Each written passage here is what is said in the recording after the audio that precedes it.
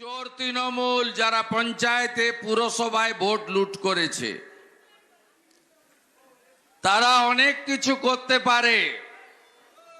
তো আপনারা যারা তৃণমূলকে হারাবেন ঠিক করেছেন, ওই দিন আগে ভোট দান করবেন, পরে জলপান করবেন, তাই তো?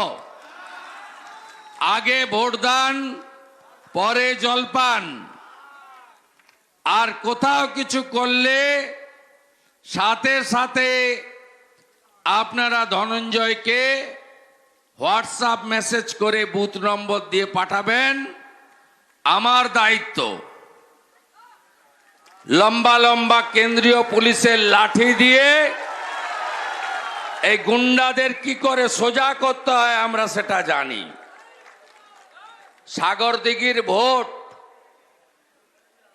মনে আছে? আখরুজ্জামান মিয়া, সায়নী সিংহ রায় কেমন ধূপধাপ করে পড়ছিল, যেখানে যেখানে জড়ো হয়েছিল প্রচার বন্ধের পরে সব জায়গা থেকে খেদিয়েছিলাম।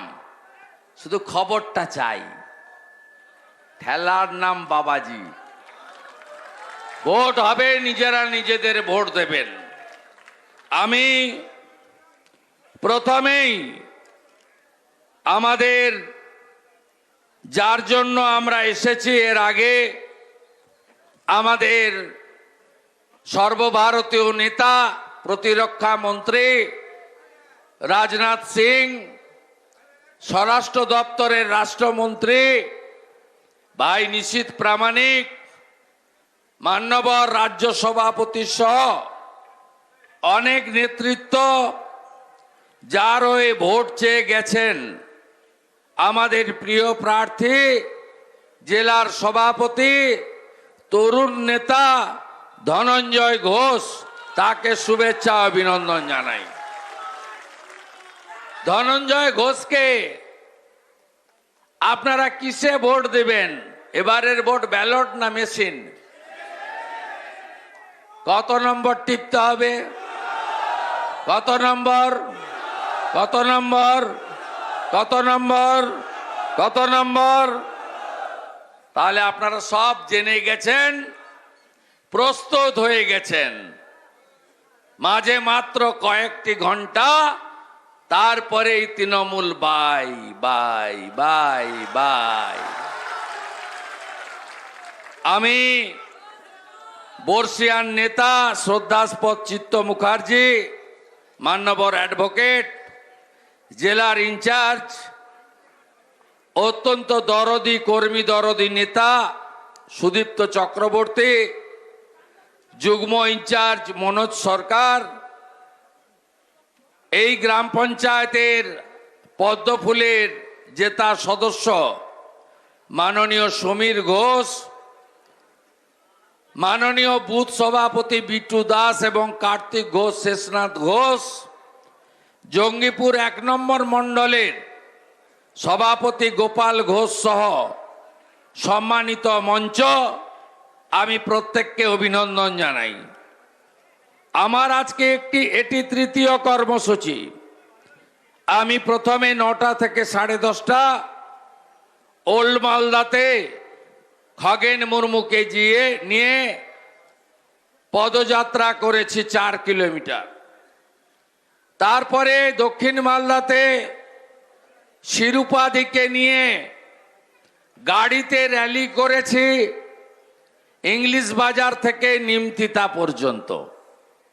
কালিয়াচকে আমার মনে হয় ভারতীয় জনতা পার্টি প্রতিষ্ঠা হওয়ার পরে আজকে প্রথম পদযাত্রা প্রচার করেছি কালিয়াচক বাজারে হেঁটে হেঁটে। তাতেও মানুষের আমরা শুভেচ্ছা, সমর্থন, আশীর্বাদ পেয়েছি।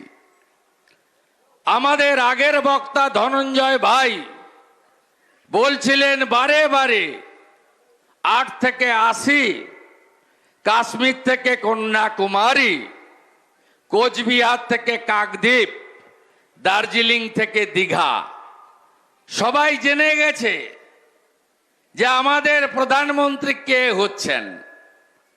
কারণ এই ভোটটা তো রাজ্যের ভোট বা পঞ্চায়েতের ভোট নয়, এই ভোটটা দেশের সরকার তৈরির ভোট। আমি ভাই ধনঞ্জয়ের কথাকে আর একটু সুন্দর করে আপনাদের বোঝানোর জন্য আর একটু কিছু তথ্য সংযোজন করতে চাই। আপনারা কি জানেন ভারতীয় জনতা পার্টি ইতিমধ্যে 2টো এমপি সিট বিনা প্রতিদ্বন্দ্বিতায় জিতে গেছে। একটা গুজরাটের সুরাটে, আর একটা মধ্যপ্রদেশের ইন্দোরে বিজেপি ইতিমধ্যে জিতে গেছে। এই নির্বাচনে আমাদের প্রধান প্রতিদ্বন্দ্বীকে আমার জানা নেই। সাগরদিঘিতে তো তৃণমূল বলছিল আমাদেরই সব, তারপরে গণনার পরে দেখা গেল তৃণমূল নাই।